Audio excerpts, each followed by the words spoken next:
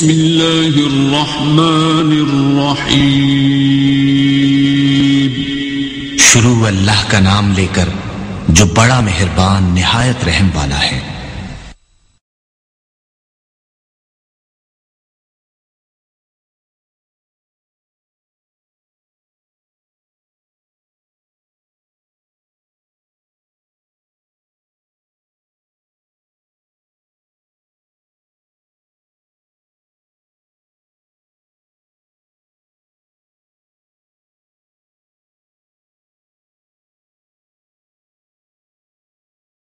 ان الحمد لله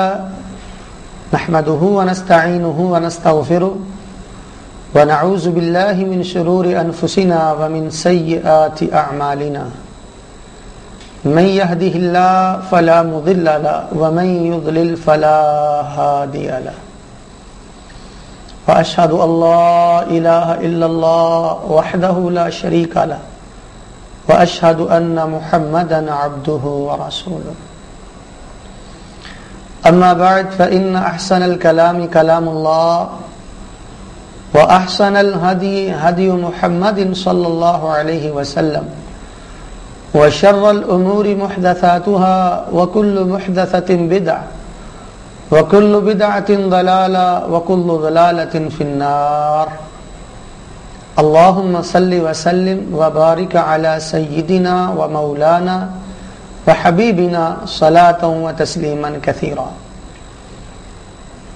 اعوذ باللہ من الشیطان الرجیم بسم اللہ الرحمن الرحیم۔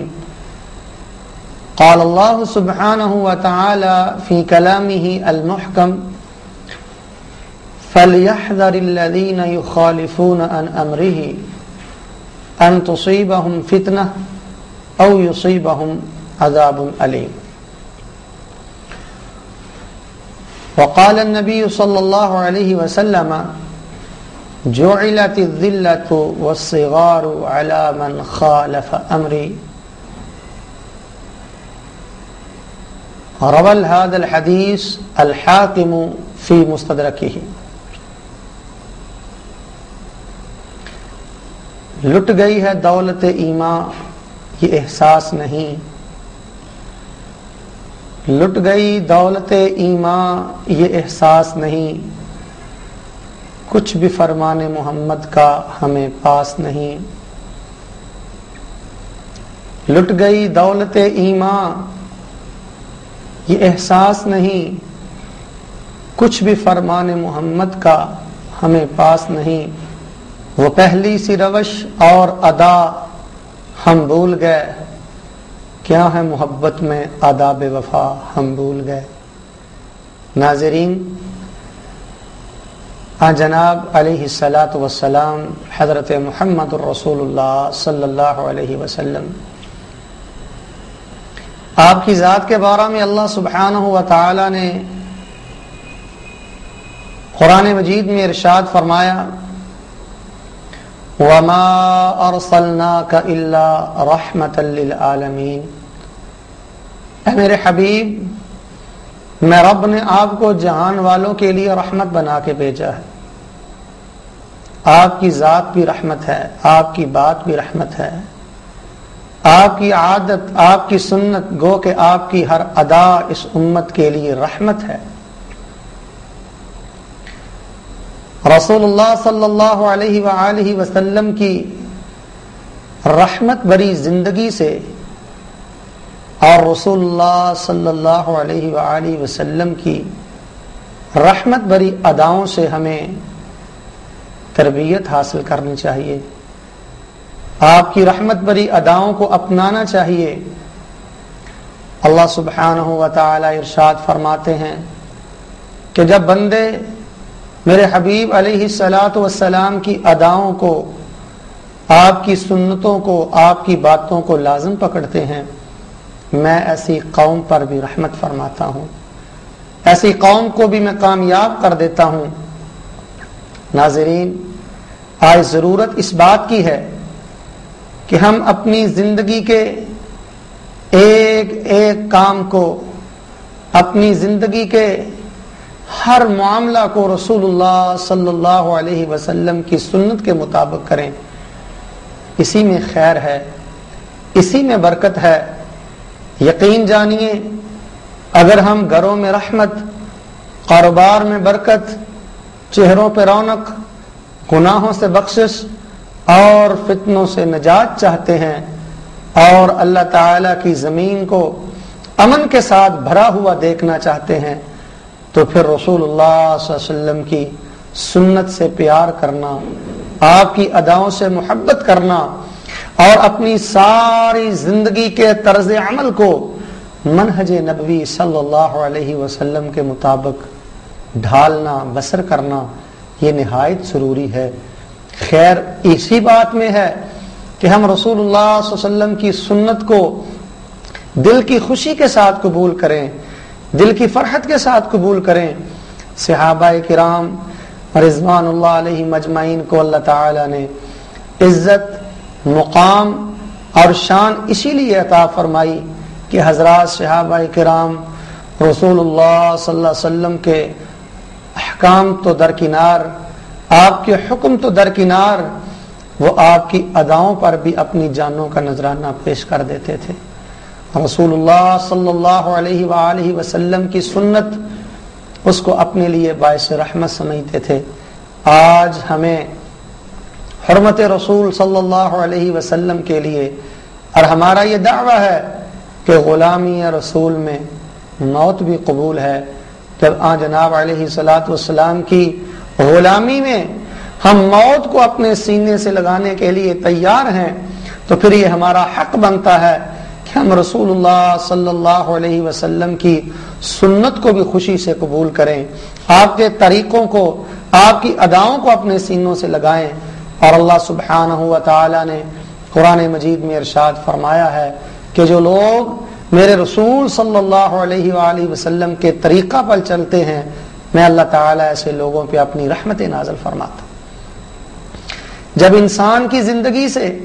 اور بالخصوص ایک مسلمان کی زندگی سے رسول اللہ صلی اللہ علیہ وسلم کی سنت کی عظمت ختم ہو جائے،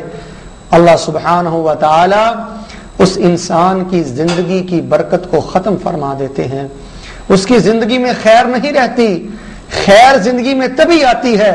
کہ جب ہم دل و جان سے رسول اللہ صلی اللہ علیہ وسلم کی اداؤں سے، آپ کے طریقوں سے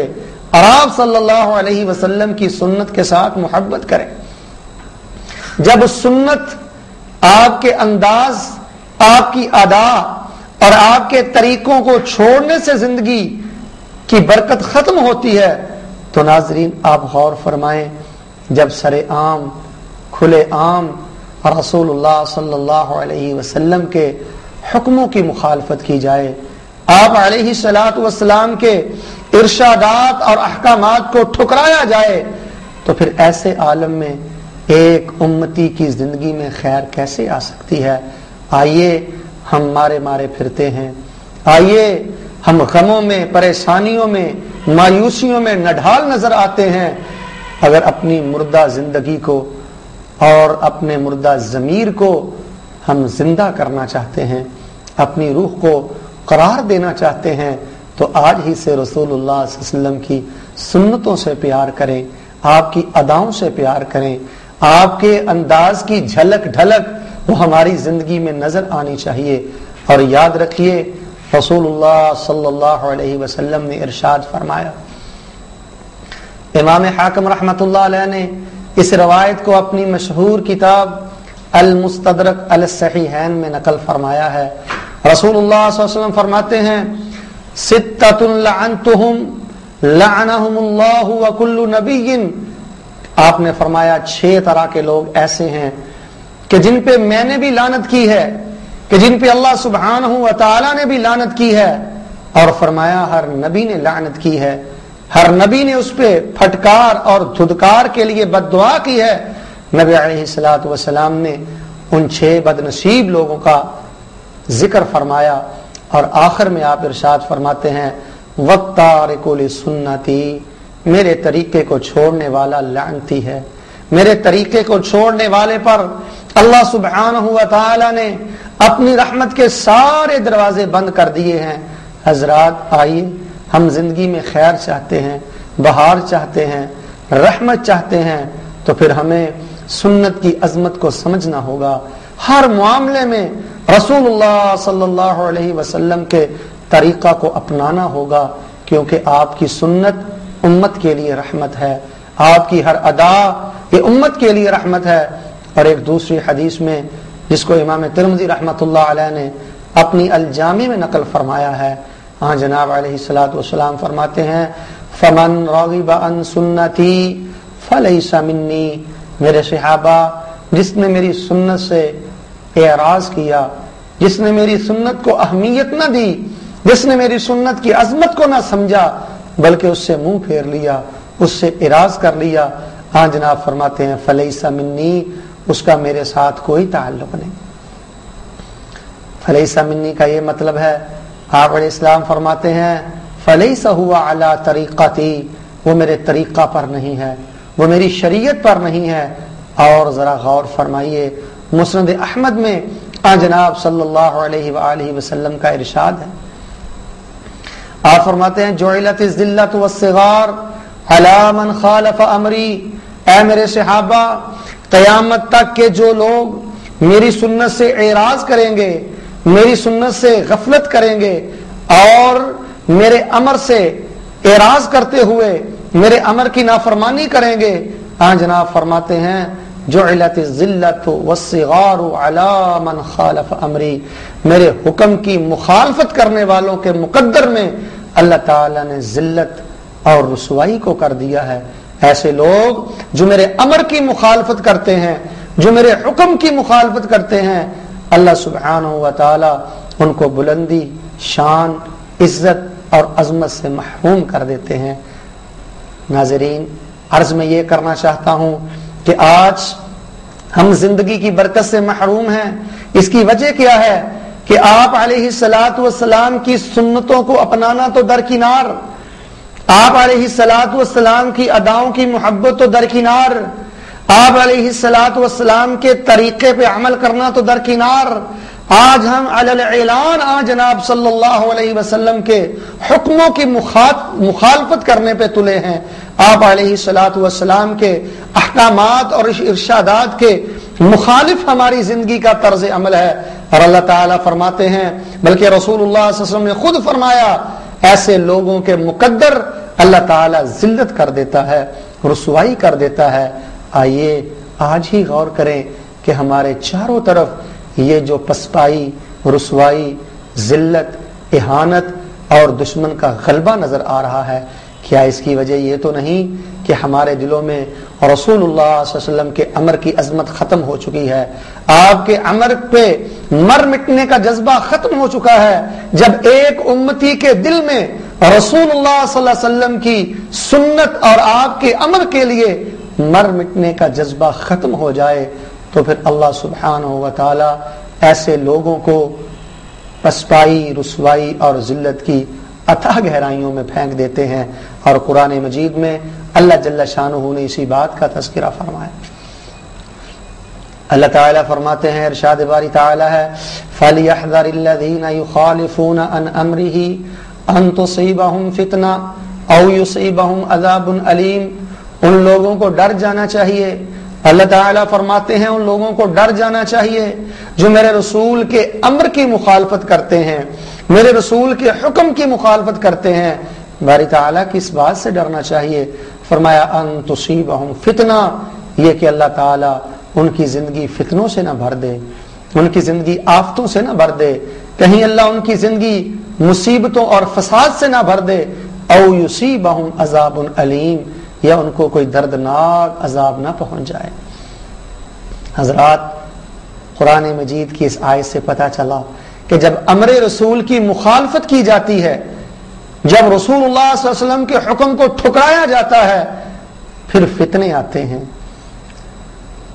پھر عذاب علیم آتا ہے، پھر زندگی کی رونقیں ختم ہوتی ہیں، زندگی کی بہاریں ختم ہوتی ہیں. آئیے آج مبشرین اپنے اپنے انداز میں تبصرہ کرتے ہیں. کوئی کہتا ہے آج امت مسلمہ کی بربادی کی وجہ یہ ہے، کوئی کہتا ہے آج امت مسلمہ کے شکست اور طرح طرح کی ذلتوں کے سامنے کی وجہ یہ ہے، کوئی کچھ سبب بیان کرتا ہے، کوئی کچھ عوامل بیان کرتا ہے، کوئی کچھ وجوہات بیان کرتا ہے۔ حدیث رسول کے ایک طالب علم ہونے کی حیثیت سے جو ہم نے دیکھا ہے اور غور کیا ہے، ہمیں یہی بات نظر آتی ہے کہ آج امت مسلمہ انفرادی طور پر، اجتماعی طور پر رسول اللہ صلی اللہ علیہ وسلم کے احکامات کو ٹھکرا رہی ہے۔ ان کے دلوں میں رسول اللہ صلی اللہ علیہ وسلم کے امر کی عظمت نہیں۔ جب دلوں سے رسول اللہ کے امر، آپ کے حکم اور آپ کے ارشاد کی عظمت ختم ہو جائے، پھر اللہ تعالیٰ قوموں پر طرح طرح کے عذاب نازل فرماتے۔ آئیے میں ایک مثال سے اپنی بات کو واضح کرنا چاہتا ہوں، ایک مثال سے اپنی بات کی وضاحت کرنا چاہتا ہوں کہ ہم رسول اللہ صلی اللہ علیہ وسلم کے احکامات کو کیسی ڈھٹائی کے ساتھ اور کیسی جرأت و جسارت کے ساتھ ٹھکراتے ہیں۔ یقین مانیے ناظرین، اگر میں یہ بات کہوں تو مبالغہ نہیں ہوگا کہ ہم رسول اللہ صلی اللہ علیہ وسلم کے احکامات اور آپ علیہ الصلوۃ والسلام کی سنتوں کے ذہنی طور پہ مخالف بن چکے ہیں۔ ہم دنیا سے اتنے مرعوب ہیں، ہم دنیا داروں سے اتنے مرعوب ہیں کہ ہم رسول اللہ صلی اللہ علیہ وآلہ وسلم کے ارشاد، آپ کے حکم اور آپ علیہ الصلوۃ والسلام کی سنت مبارکہ سے انحراف کرتے ہوئے ذرہ بر ہچکچاہٹ محسوس نہیں کرتے، بلکہ اعلانیہ طور پہ ہم حکم رسول کو ٹھکراتے ہیں۔ ناظرین، زمین اللہ کی، آسمان اللہ کا، کائنات اللہ کی، اور اس پوری کائنات میں اللہ تعالیٰ کو اگر سب سے زیادہ پیار ہے، اللہ تعالیٰ کو اگر سب سے زیادہ محبت ہے، تو وہ حضرت محمد الرسول اللہ صلی اللہ علیہ وسلم کے ساتھ ہے۔ تو یہ کیسے ممکن ہے کہ جس شخصیت کو اللہ سبحانہ و تعالیٰ سب سے زیادہ پیار کریں، جو اللہ تعالیٰ کی سب سے زیادہ پیاری شخصیت ہو، جب ہم اس کے باغی بن جائیں، اس کے نافرمان بن جائیں، اس کی اداؤں سے منہ موڑ لیں، اس کے احکامات کو ٹھکرا دیں، تو پھر زمین پر امن نہیں رہ سکتا، پھر زمین پر خیر نہیں رہ سکتی۔ تو آئیے میں ایک مثال بیان کرنا چاہتا ہوں۔ رسول اللہ صلی اللہ علیہ وسلم نے ارشاد فرمایا، آپ علیہ الصلوۃ والسلام فرماتے ہیں، تنکح المرأۃ لمالها ولحسبها ولجمالها ولدینها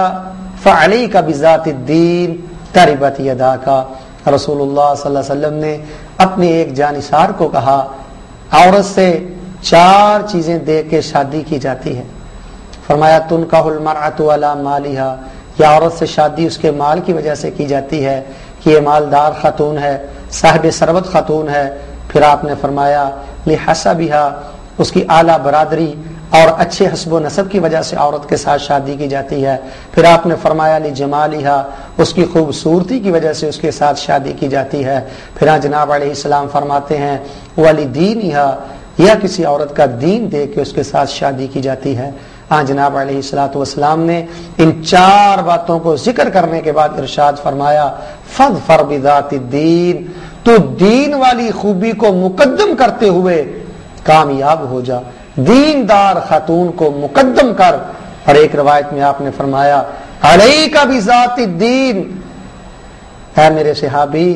دیندار خاتون کو لازم پکڑنا، جو اللہ کے دین پہ چلنے والی ہے، جو اللہ اور اس کے رسول کی عظمت کو سمجھنے والی ہے۔ یہ رسول اللہ صلی اللہ علیہ وسلم نے حدیث مبارکہ میں ارشاد فرمایا۔ اس حدیث میں آپ نے ترغیب دی کہ لوگوں،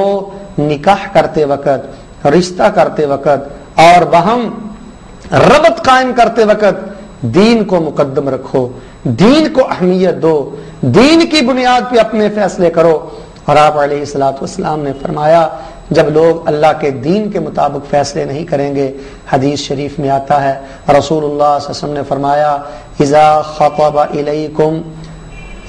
خطب الیکم من ترضون دینہ وخلقہ فزوجوہ وفی روایت فانکحوا لہ الا تفعلوہ تکن فتنۃ فی الارض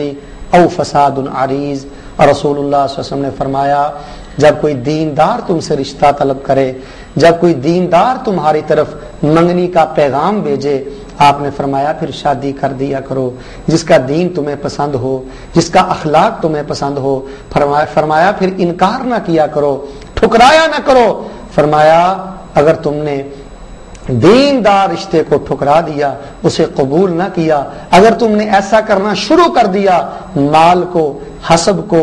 اور دنیا کے معاملات کو دین پہ مقدم کیا، آپ فرماتے ہیں تکن فتنۃ فی الارض،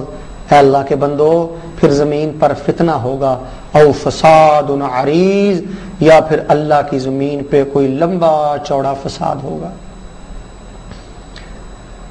ہر امتی کے لیے یہ رسول اللہ صلی اللہ علیہ وسلم کا حکم ہے کہ وہ رشتہ داری کی بنیاد دین پہ قائم کرے، وہ دین کی بنیاد پہ اپنا ناتا رشتہ جوڑے۔ آپ فرماتے ہیں جب کوئی دیندار آپ کو نکاح کا پیغام بھیجے، منگنی کا پیغام بھیجے، آج جناب فرماتے ہیں اس کو قبول کرو، صرف برادری کی وجہ سے، صرف مال کی وجہ سے، صرف حسن کی وجہ سے اس رشتے کو اگر تم ٹھکرانا شروع کر دو گے، دین کو مقدم نہیں کرو گے، فرمایا تکن فتنۃ فی الارض، اللہ کی زمین میں فتنہ ہوگا، او فساد عریض، یہ بہت بڑا فساد ہوگا۔ خواتین و حضرات ذرا غور فرمائیے، یہ رسول اللہ کا حکم ہے کہ دین کی بنیاد پر رشتہ کیا جائے۔ آج میں آپ سے سوال کرنا چاہتا ہوں، ہم کہتے ہیں کہ طرح طرح کے عذاب ہیں امت محمدیہ پر، طرح طرح کی آزمائشیں ہیں، طرح طرح کی مصیبتیں ہیں۔ کبھی آپ نے غور کیا ہے کہ جب امت اپنے نبی، اپنے رسول اور اللہ تعالی کے حبیب کے ارشادات اور احکامات کو علل اعلان ٹھکرانا شروع کر دے، ان کو ناپسند کرنا شروع کر دے، تو پھر اللہ کی زمین پہ سکون نہیں آ سکتا، پھر امتیوں کو بہار نصیب نہیں ہو سکتی۔ آپ غور فرمائیں، کیا آج کل رشتے دین کی بنیاد پہ کیے جاتے ہیں؟ اگر رشتے یہ دین کی بنیاد پہ کیے جاتے ہیں تو یقیناً یہ بہت بڑی سعادت ہے، یہ بہت بڑی رحمت ہے۔ اور جب سے امت مسلمہ نے رسول اللہ صلی اللہ علیہ وسلم کے اس ارشاد سے انحراف کیا ہے، آپ کے اس امر کو اہمیت نہیں دی، اس امر کی عظمت کو نہیں سمجھا، اس کے فوائد کو نہیں سمجھا، تو یقین جانیے امت فتنوں میں دوچار ہے، چاروں طرف ہر سو فتنے ہیں، آزمائشیں ہیں، فساد ہے۔ ازدواجی زندگی دیکھ لیں، گھریلو زندگی دیکھ لیں، کاروباری زندگی دیکھ لیں، اجتماعی زندگی دیکھ لیں، انفرادی زندگی دیکھ لیں، آپ کو ہر طرف بے راہ روی نظر آئے گی، بدکاری، بے حیائی نظر آئے گی، آوارگی نظر آئے گی۔ اس کی وجہ یہ ہے کہ رسول اللہ صلی اللہ علیہ وسلم کے اس شرعی ارشاد کو، اس واضح حکم کو ہم صرف اپنی دنیا کی خاطر ٹھکرا رہے ہیں۔ وہ علیہ الصلوۃ والسلام کا حکم یہ ہے کہ دین کی بنیاد پہ اللہ کے بندو رشتے کرو۔ جب دین کی بنیاد پہ تم رشتے نہیں کرو گے تو اللہ کی زمین یہ فساد سے بھر جائے گی۔ آئیے میں آپ کو ایک مثال دینا چاہتا ہوں۔ جو لوگ دین کی بنیاد پر رشتے قائم کرتے ہیں، جو اللہ کے دین کو مقدم کرتے ہیں، جو اللہ کی ذات اور اللہ کے رسول کو مقدم کرتے ہیں، خواتین و حضرات، اللہ تعالیٰ ان کو کبھی ضائع نہیں کرتا، اللہ تعالیٰ ان کو کبھی شرمندہ نہیں کرتا۔ مسند احمد میں روایت ہے، حضرت ابو بردہ اسلمی رضی اللہ تعالی عنہ بیان فرماتے ہیں کہ رسول اللہ صلی اللہ علیہ وسلم مسجد میں تشریف فرما تھے، حضرت جلیبیب رضی اللہ تعالی عنہ تشریف لائے، کہنے لگے اللہ کے رسول میں شادی کا ارادہ رکھتا ہوں۔ ہاں جناب علیہ الصلوۃ والسلام نے ایک انصاری صحابی سے حضرت جلیبیب رضی اللہ تعالی عنہ کے رشتے کا مطالبہ کیا، تو وہ انصاری صحابی کہنے لگے اے اللہ کے رسول صلی اللہ علیہ وسلم میں اپنی اہلیہ کے ساتھ مشورہ کرنے کے بعد آپ کو جواب دوں گا۔ چنانچہ وہ انصاری صحابی رضی اللہ تعالی عنہ اپنے گھر کو تشریف لے گئے، اپنی اہلیہ سے، زوجہ محترمہ سے جا کے مشورہ کیا۔ حضرت جلیبیب اتنے خوبصورت بھی نہیں تھے، کاروباری بھی نہیں تھے، اور بڑے خوش مزاج رسول اللہ کے صحابی تھے۔ جب بیوی کے سامنے یہ بات کی تو بیوی جواب میں کہنے لگی کہ رسول اللہ صلی اللہ علیہ وسلم سے جا کے معذرت کر لیں، آپ علیہ الصلوۃ والسلام کو بتلا دیں کہ ہمارا ارادہ نہیں ہے۔ جب خامد نے اپنی بیوی کا یہ جملہ سنا، یہ بات سنی، تو وہ واپس رسول اللہ صلی اللہ علیہ وسلم کی خدمت میں جانے لگا، تو جو گھر میں بیٹی تھی اس نے اپنے والدین کی باتوں کو سن لیا تو فوراً جواب میں کہنے لگی اتریدون ان تردوا علی رسول اللہ صلی اللہ علیہ وسلم امرہ اتریدون ان تردوا علی رسول اللہ صلی اللہ علیہ وسلم امرہ، کیا میری والدہ محترمہ، میرے والد گرامی قدر، کیا تم یہ چاہتے ہو، کیا تم یہ پسند کرتے ہو کہ تم رسول اللہ صلی اللہ علیہ وآلہ وسلم کے حکم کو رد کر دو اور رسول اللہ صلی اللہ علیہ وسلم کے حکم کو ٹھکرانا چاہتے ہو؟ ادفعونی فإنہ لم یضیعنی، تم میرا رشتہ کر دو، شادی کر دو، رسول اللہ صلی اللہ علیہ وسلم کے ارشاد پہ جب میں عمل کروں گی، آپ کی پسند کو میں اپناؤں گی تو وہ مجھے ضائع نہیں کریں گے، وہ مجھے ضائع نہیں کریں گے۔ خواتین و حضرات، ساری زندگی یہ عقیدہ رکھیں، یہ سوچ رکھیں کہ جب ہم رسول اللہ صلی اللہ علیہ وسلم کے امر پہ چلیں گے تو اللہ سبحانہ و تعالی ہمیں ضائع نہیں فرمائیں گے، اللہ تعالی ہمیں شرمندہ نہیں فرمائیں گے، اللہ تعالی رسوائی ہمارا مقدر نہیں کریں گے۔ جب اتنی بات والدین نے سنی تو فوراً کہنے لگے صدقتی صدقتی، اے بیٹی تو نے سچ کہا ہے، اے بیٹی تو نے سچ کہا ہے۔ تو یہ انصاری صحابی رسول اللہ صلی اللہ علیہ وسلم کی خدمت میں حاضر ہوا، کہنے لگا اللہ کے رسول، آپ کی پسند ہمیں بھی پسند ہے، آپ کا ارشاد ہم نے دل کی خوشی سے قبول کر لیا۔ تو رسول اللہ صلی اللہ علیہ وآلہ وسلم کے اس ارشاد کے مطابق حضرت جلیبیب رضی اللہ تعالی عنہ کی شادی اس انصاری صحابی کی بیٹی کے ساتھ کر دی جاتی ہے۔ جب رسول اللہ صلی اللہ علیہ وسلم نے اس بیٹی کے ایمان کو دیکھا، اس بیٹی کی محبت کو دیکھا کہ اس نے قول رسول کا کتنا احترام کیا ہے، اس نے رسول اللہ کی پسند کا کتنا احترام کیا ہے، تو رسول اللہ صلی اللہ علیہ وسلم نے دعا فرمائی اللہم صب علیہ الخیر صبا ولا تجعل عیشا کدا کدا، اے میرے اللہ، میں تیرا نبی تجھ سے دعا کرتا ہوں، تیری اس بندی نے میرے امر کو اہمیت دی ہے، میری پسند کو اہمیت دی ہے، یا اللہ اس اپنی بندی کو دنیا کے رزق کے ساتھ مالا مال فرما دے، یا اللہ کبھی اس کی زندگی میں کمی نہ آئے، رزق کی کمی نہ آئے، خیر کی کمی نہ آئے، اللہ اس کو فراوانیاں فراخیاں آسانیاں عطا فرما دے۔ اور رسول اللہ صلی اللہ علیہ وسلم نے دل کی اتھاہ گہرائیوں سے جب اس ایمان والی خاتون کے لیے دعا فرمائی تو صحابہ بیان فرماتے ہیں فما کان فی الانصار انفق منها، ہم نے دیکھا کہ انصار صحابہ کی جماعت تھی اور ان میں خرچ کرنے والوں کی تعداد بھی بہت زیادہ تھی، لیکن اللہ سبحانہ و تعالی نے سب سے زیادہ مال اس عورت کو عطا کیا اور وہ سب سے زیادہ اللہ کی راہ میں سخاوت کیا کرتی تھی۔ اب اس صحیح حدیث کی روشنی میں یہ پوچھنا چاہتا ہوں،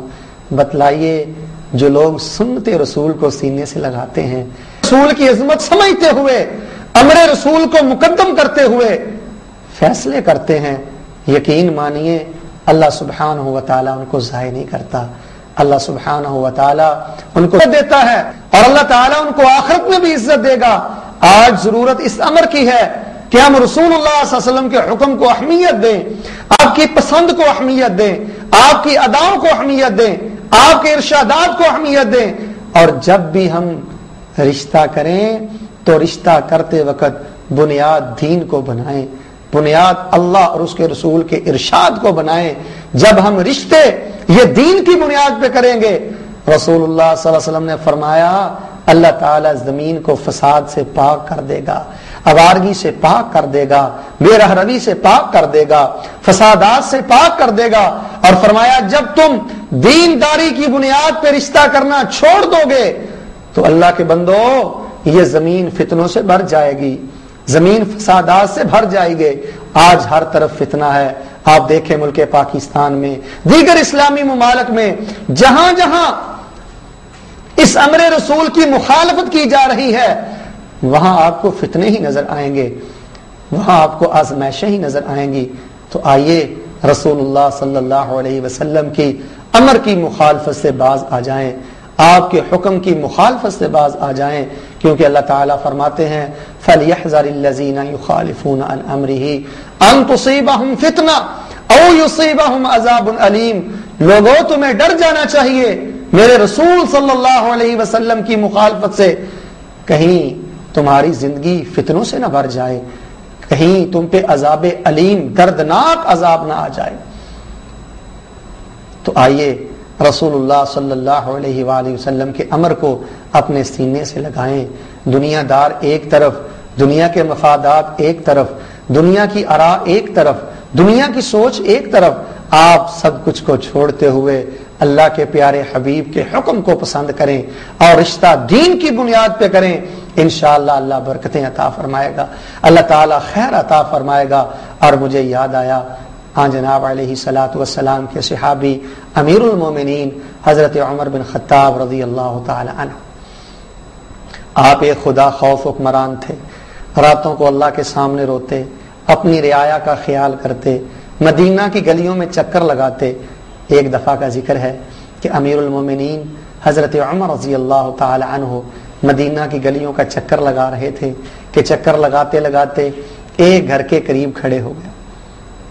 جب سیدنا عمر وہاں کھڑے ہوئے تو دیکھا ایک عورت کی آواز آ رہی ہے، اور عورت اپنی بیٹی کو یہ بات کہہ رہی ہے کہ بیٹا جلدی کرو دودھ میں پانی ڈال لو، جلدی کرو دودھ میں پانی ڈال لو، لوگوں کے آنے کا وقت شروع ہونے والا ہے، ان کے آنے سے پہلے پہلے ہم دودھ میں پانی ڈال لیتے ہیں۔ بیٹی کہنے لگی اماں جان کیا آپ کو علم نہیں کہ امیر المومنین نے ملاوٹ سے منع کیا ہے، امیر المومنین نے اس بات سے روکا ہے؟ تو والدہ کہنے لگی بیٹے امیر المومنین کب دیکھ رہے ہیں، امیر المومنین ہماری باتوں کو کب سن رہے ہیں؟ تو بیٹی جواب میں کہنے لگی اے میری والدہ محترمہ، اگر امیر المومنین نہیں دیکھ رہے تو ان کا رب تو دیکھ رہا ہے۔ ناظرین، یہ ایک زندگی کا ایسا جوہر ہے، یہ سوچ ایک ایسی مبارک سوچ ہے جو ہم کو زندگی کے تمام گناہوں سے نجات دے سکتی ہے، جس سے زندگی کی تمام خرابیاں ختم ہو سکتی ہیں، کہ ہمہ وقت ہمارا یہ عقیدہ ہو، ہمہ وقت ہماری یہ سوچ ہو کہ بند کمرہ کے اندر، تنہائی کے اندر اگر ہمیں کوئی نہیں دیکھتا تو رب کبریا تو ہمیں ہر وقت دیکھ رہا ہے۔ الم یعلم بان اللہ یرا، اللہ فرماتے ہیں اے بندے تو بڑی جرت کے ساتھ گناہ کرتا ہے تنہائی میں، کبھی تو نے خیال نہیں کیا کہ تیرا اللہ تجھے دیکھ رہا ہے؟ فرمایا تیرا اللہ تجھے دیکھ رہا ہے۔ بیٹی نے اپنی والدہ کو کہا کہ اماں جان اگر امیر المومنین نہیں دیکھ رہے تو امیر المومنین کا رب تو دیکھ رہا۔ سیدنا عمر رضی اللہ تعالیٰ عنہ نے اپنے خادم کو بھیجا، اور جب وہ اس عورت کے گھر کیا سوال کیا کیا آپ نے اپنی بیٹی کا رشتہ کر لیا ہے، تو وہ جواب میں کہنے لگی ابھی میں نے اپنی بیٹی کا رشتہ نہیں کیا۔ تو حضرت عمر رضی اللہ تعالیٰ عنہ نے فوراً یہ پیغام بھیجا کہ میں آپ کی بیٹی کا رشتہ اپنے بیٹے عاصم کے لیے لیتا ہوں۔ ناظرین، ایک طرف امیر المومنین ہیں، ایک طرف مسلمانوں کے سردار ہیں، صحابی رسول ہیں، حسب و نسب عالی شان ہے، اور ایک طرف ایک غریب گھرانے کی خاتون ہے۔ چنانچہ حضرت عاصم جو سیدنا امیر المومنین حضرت عمر رضی اللہ تعالیٰ عنہ کے بیٹے تھے، ان کے ساتھ ان کی بیٹی کی شادی کر دی جاتی ہے، اور مورخین نے لکھا ہے کہ حضرت عاصم کی زوجہ محترمہ اللہ سبحانہ و تعالیٰ نے ان کو ایک بیٹی عطا فرمائی،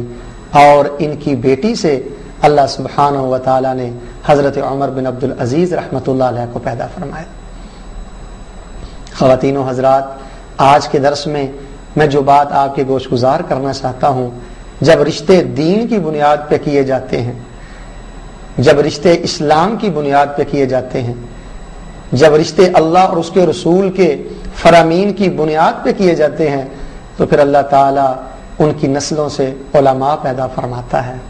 اللہ ان کی نسلوں سے محدثین پیدا فرماتا ہے، اللہ ان کی نسلوں سے خدا خوف حکمران اور صالح نیکوکار لوگ پیدا فرماتا ہے۔ آج خرابی یہ ہے کہ ہم فتنوں میں دوچار ہیں، ہر سو فتنے نظر آتے ہیں۔ اس کی وجہ یہ ہے کہ کہ ہم رسول اللہ صلی اللہ علیہ وسلم کے ارشادات اور جناب صلی اللہ علیہ وآلہ وسلم کے احکامات کو ٹھکرا رہے ہیں. اور جب لوگ رسول اللہ صلی اللہ علیہ وسلم کے احکامات کو اہمیت نہ دیں، ان کو عزت اور قدر کی نگاہ سے نہ دیکھیں، تو یقین جانیے اللہ سبحانہ و تعالی رحمتیں اٹھا لیتا ہے، برکتیں اٹھا لیتا ہے، اور اللہ تعالی ان لوگوں کو طرح طرح کے فتنوں میں مبتلا فرما دیتے ہیں. اور قرآن مجید میں اللہ سبحانہ و تعالی نے ارشاد فرمایا، اللہ تعالی فرماتے ہیں الطیبات للطیبین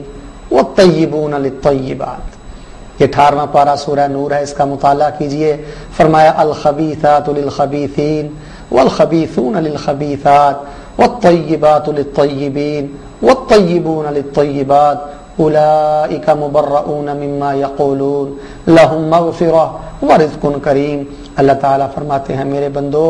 نیک عورتیں نیک مردوں کے لیے، پاکیزہ عورتیں پاکیزہ مردوں کے لیے، پاکیزہ مرد پاکیزہ عورتوں کے لیے، گندی عورتیں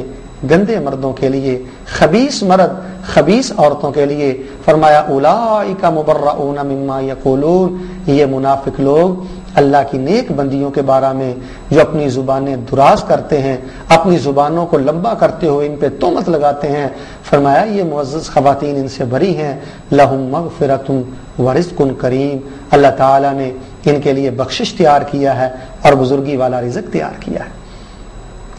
تو حضرات ناظرین، آج کے درس قرآن کا خلاصہ یہی ہے کہ ہم امر رسول کو اہمیت دیں. آئیے اجتماعی طور پر، انفرادی طور پر، سیاسی طور پر، معاشی طور پر، اقتصادی طور پر، سماجی طور پر، اگر ہم سکون چاہتے ہیں، خیر چاہتے ہیں، کامیابی چاہتے ہیں، تو پھر ہمیں امر رسول اور حکم رسول کو مقدم کرنا چاہیے. آپ کے حکم کو ہر ایک حکم پہ مقدم کرنا چاہیے. اللہ تعالیٰ ایسے لوگوں کو ضائع نہیں کرتے، اللہ تعالیٰ ایسے لوگوں کو ذلیل نہیں کرتے. اور میں نے ایک مثال کے ساتھ اس بات کو سمجھایا ہے کہ جب امر رسول کی مخالفت کی جاتی ہے تو پھر زمین فتنوں سے بھر جاتی ہے. ایک امر کہ جس کی علل اعلان بغاوت کی جا رہی ہے وہ ہے دین کی بنیاد پہ رشتہ کرنا. آج ہم دین کی بنیاد پہ رشتے نہیں کرتے. تو میں والدین کی خدمت میں گزارش کرنا چاہتا ہوں کہ اپنی بیٹیوں کے معاملات میں زیادہ پریشان نہ ہوا کریں، زیادہ اداس نہ ہوا کریں، مایوس نہ ہوا کریں. یہ بیٹیاں عطا کرنے والا بھی اللہ ہے، ان کی عزت اور ان کے مستقبل کا محافظ بھی اللہ ہے. بس باوضو اپنے اللہ سے دعا کیا کریں کہ الہ العالمین مجھے بیٹی کی طرف سے شرمندہ نہ کرنا، مجھے بہن کی طرف سے شرمندہ نہ کرنا. یا اللہ مجھے بیٹی اور بہن کی طرف سے پریشان اور افسردہ نہ کرنا. جب ماں باپ باوضو اللہ کے سامنے اپنی بیٹیوں کی مستقبل کے لیے دعا کرتے ہیں، اپنی بیٹیوں کے مستقبل کے لیے تڑپتے ہیں اور دین کو مقدم کرتے ہیں، اللہ تعالیٰ پھر بہاریں اور رحمتیں عطا کرتا ہے. مجھے یاد آیا طبقات الحنابلہ میں ایک واقعہ تحریر کیا گیا ہے کہ ایک بزرگ وہ حرم پاک میں تشریف لائے، ان کے پاس ایک قیمتی ہار تھا، نماز ادا کی اور بغیر ہار اٹھائے چلے گئے.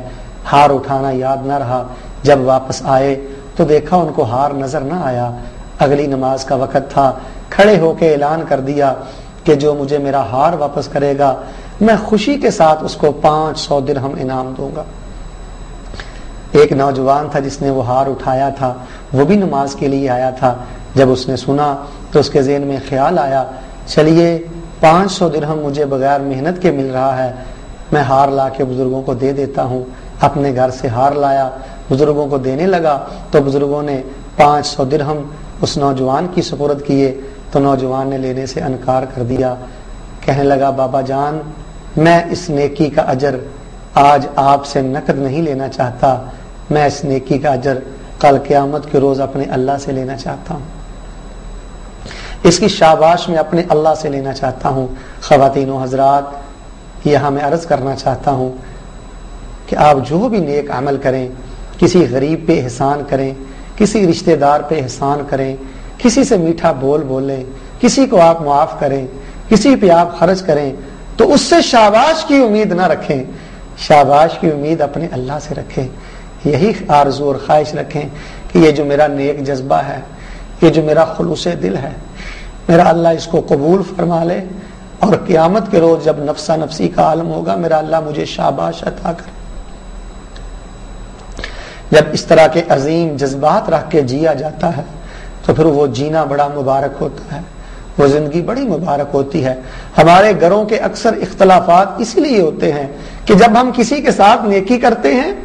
تو ہم نقد اس سے شاباش کی امید رکھتے ہیں، پروٹوکول کی امید رکھتے ہیں، رسپیکٹ کی امید رکھتے ہیں۔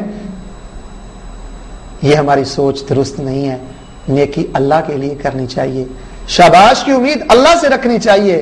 جب اس بزرگ نے نوجوان کا یہ جواب سنا بہت خوش ہوا۔ اس کی ایک ہی بیٹی تھی، اس نے فوراً حرم میں سجدے گر کے یہ دعا کی کہ یا اللہ اگر تو مجھے داماد عطا کرے تو اس جیسا دیندار نوجوان ہونا چاہیے، مجھے بیٹا عطا کرے تو وہ اس طرح کا دیندار اور صالح، خدا خوف اور قیامت کے دن پہ یقین رکھنے والا ہونا چاہیے۔ بزرگ یہ دعا کرتے رہے، اپنے گھر واپس لے گئے۔ اللہ تعالیٰ کا کرنا جو کن فیکون کی قدرتوں کا مالک ہے، جو ناممکن کو ممکن بنا دیتا ہے۔ ایک دفعہ یہی نوجوان ایک کشتی پہ سوار سفر کر رہا تھا۔ جب کشتی سمندر کے درمیان میں پہنچی، طوفان کی وجہ سے، آندھی کی وجہ سے سارے کشتی کے مسافر ڈوب گئے، صرف یہ اکیلا بچا اور ایک پھٹے کے سہارے، ایک لکڑی کے سہارے لڑکھڑاتا ہوا سمندر کے کنارے پہنچ گیا۔ جب وہاں پہنچا رات کا وقت تھا، ایک مسجد میں آرام کیا۔ جب مسجد کے نمازی صبح آئے، اذان دینے لگے تو اس نوجوان نے اذان کے لیے اجازت مانگی۔ لوگوں نے اذان کی اجازت دے دی۔ جب اس نے اذان کہی تو بہت خوبصورت اللہ نے آواز دے رکھی تھی، بہت اچھی آواز کے ساتھ، بڑی جاذبے قلب و نظر آواز کے ساتھ اس نے اذان کہی۔ اس کے بعد جماعت کروائی تو لوگوں نے کہا کیوں نہ ہو یہ صالح نوجوان کو اپنی مسجد کا امام رکھ لیا جائے۔ چنانچہ مسجد کی امامت کا سلسلہ شروع ہو گیا۔ وقت گزرتا گیا، اس کی نیکی، صلاحیت اور صالحیت کو دیکھ کر خود ہی بزرگوں کا پروگرام بنا، انتظامیہ کا پروگرام بنا، مسجد والوں کا پروگرام بنا، کیوں نہ ہو کہ اس کی شادی کر دی جائے۔ جب اس کو شادی کا کہا گیا تو اس نے اس کو قبول کیا اور ساتھ یہ بھی بتلایا کہ آپ کی شادی ایک یتیم بچی کے ساتھ کی جائے گی۔ اس میں کوئی شک نہیں کہ وہ یتیم ہے، وہ غریب ہے، اس کے پاس زیادہ جہیز نہیں، لیکن وہ ایک نیک باپ کی بیٹی ہے اور خود بھی با پردہ ہے، وہ خود بھی با حیا ہے۔ اس نوجوان نے اس رشتے کو دین کی بنیاد پہ قبول کر لیا، دین کی تسلیم کر۔ شادی کے بعد جب اس نے اپنی بیوی کے گریبان کی طرف دیکھا، گلے کی طرف دیکھا تو وہی ہار نظر آیا جو اس نے ایک بزرگ کو حرم میں واپس کیا تھا۔ تو وہ اپنے زوجہ محترمہ کو کہنے لگا اللہ کی بندی باقی باتیں بعد میں ہوں گی، سب سے پہلے مجھے یہ بتلاؤ کہ یہ ہار آپ نے کہاں سے لیا، یہ ہار آپ نے کہاں سے لیا؟ تو وہ بننے والی بیوی کہنے لگی اے میرے سر کے تاج، میرے والد گرامی قدر تھے، بزرگ تھے، وہ حرم کی طرف گئے تھے، وہاں یہ ہار گم ہو گیا تو میرے بزرگوں کو ایک نوجوان نے یہ ہار واپس کیا تھا۔ میرے والد گرامی ساری زندگی یہ رو رو کے دعائیں کرتے رہے کہ یا اللہ میری بیٹی کو اس طرح کا صالح، نیک اور خدا خوف شوہر اور خامد عطا کرنا، یا اللہ مجھے ایسا خدا خوف داماد عطا کرنا۔ تو اللہ سبحانہ و تعالی نے میرے والد محترم کی دعا کو قبول فرما لیا۔ میرے والد محترم فوت ہو گئے، یہ ہار واپس آ گیا، میں نے اپنے پاس رکھ لیا۔ جب یہ باتیں نوجوان نے سنی تو وہ فوراً اپنی بیوی کو کہنے لگا کہ اللہ کی بندی آپ کے والد گرامی قدر جو دعائیں کرتے رہے ہیں اللہ تعالیٰ نے وہ دعائیں قبول کر لی ہیں۔ اللہ تعالیٰ نے اس صالح نوجوان جیسا لڑکا تو نہیں دیا، بلکہ اللہ سبحانہ و تعالیٰ نے مجھے ہی تیرے رشتہ کے لیے قبول فرما لیا ہے۔ اللہ تعالیٰ نے ایسے اسباب پیدا فرما دیے ہیں۔ میں معزز والدین کی خدمت میں گزارش کروں گا کہ مسبب الاسباب اللہ تعالیٰ کی ذات ہے۔ جب اللہ اسباب بنانے پہ آتے ہیں تو لمحہ بھر میں اللہ تعالیٰ سارے اسباب پیدا فرما دیتے ہیں۔ کبھی اس کی رحمت سے مایوس نہ ہوا کریں، کبھی اس کے فیصلوں سے مایوس نہ ہوا کریں۔ بس آپ کے دل کی ایک ہی تمنا ہونی چاہیے کہ کائنات کے ہر انسان کے حکم کو ٹھکرا دیا جائے، صرف ایک شخصیت ایسی ہے کہ جس کو اللہ نے اپنا حبیب کہا ہے، جس کو اللہ نے ہمارے لیے رحمت بنایا ہے، جن کو اللہ نے ہمارے لیے باعث برکت بنایا ہے، ان کے حکم کی مخالفت نہ ہو۔ تو خواتین و حضرات، عرض میں یہ کرنا چاہتا ہوں، جب رسول اللہ صلی اللہ علیہ وسلم کی سنتوں سے محبت کی جائے، آپ کی اداؤں سے پیار کیا جائے، تو اللہ سبحانہ و تعالی رحمتیں اور برکتیں عطا فرماتے ہیں۔ جو رسول اللہ کی اداؤں سے محبت نہیں کرتا، اس کی زندگی کی برکت ختم ہو جاتی ہے۔ جب سنت پہ عمل نہ کیا جائے تو اللہ زندگی کی خیر سے محروم کر دیتے ہیں۔ تو یہ فیصلہ آپ خود ہی کیجئے کہ جب آپ کے احکامات کی، آپ کے حکموں کی، آپ کے ارشادات کی علل اعلان بغاوت کی جائے، بلکہ بغاوت و درکنار آپ کے حکموں کا مذاق اڑایا جائے۔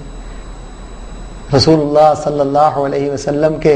احکامات کو اپنے لیے باعث نقصان سمجھا جائے کہ اگر ہم نے ایسا کیا، اگر ہم نے رسول اللہ کے اس حکم پہ عمل کیا، تو اگر ہم نے رسول اللہ صلی اللہ علیہ وآلہ وسلم کے ارشاد پہ عمل کیا تو ہماری عزت نہیں رہے گی، ہمارا معاشرے میں وقار نہیں رہے گا۔ جب رسول اللہ سے عشق کا دعویٰ کرنے والے، آپ سے محبت کا دعویٰ کرنے والے، آپ کے ارشادات پہ عمل کرتے وقت اپنے دل میں اتنی تنگی محسوس کریں، دل میں اتنی گھٹن محسوس کریں، تو یقین جانیے عرش کا خالق و مالک ایسے بندے پہ کبھی رحمت نہیں فرماتا۔ شرع صدر کے ساتھ، دل کی سچائی کے ساتھ رسول اللہ صلی اللہ علیہ وسلم کے ہر حکم کو قبول کیجئے، آپ کے ارشاد کو قبول کیجئے، انشاءاللہ اللہ برکتیں، رحمتیں نصیب فرمائے گا۔ وگرنہ یہ قرآن کی آیت کبھی نہ بھولیے، اللہ تعالیٰ فرماتے ہیں فَلْيَحْذَرِ الَّذِينَ يُخَالِفُونَ عَنْ أَمْرِهِ أَن تُصِيبَهُمْ فِتْنَةٌ أَوْ يُصِيبَهُمْ عَذَابٌ أَلِيمٌ۔ لوگوں تمہیں ڈر جانا چاہیے میرے رسول کے امر کی مخالفت سے، میرے رسول کی حکم کی مخالفت سے۔ اگر تم نے میرے رسول کی مخالفت کی تو تمہیں فتنہ پہنچے گا، تمہیں آفت پہنچے گی، اور تمہیں دردناک عذاب پہنچے گا۔ اللہ سبحانہ و تعالیٰ کی حضور دعا ہے کہ وہ ہم کو رسول اللہ صلی اللہ علیہ وسلم کی اداؤں پہ عمل کرنے کی توفیق عطا فرمائے۔ آپ علیہ الصلوۃ والسلام کی اداؤں کو اپنا کر تمام ارشادات اور تمام احکامات پر عمل کی توفیق عطا فرمائے۔ سبحان ربک رب العزت عما یصفون وسلام علی المرسلین والحمد للہ رب العالمین۔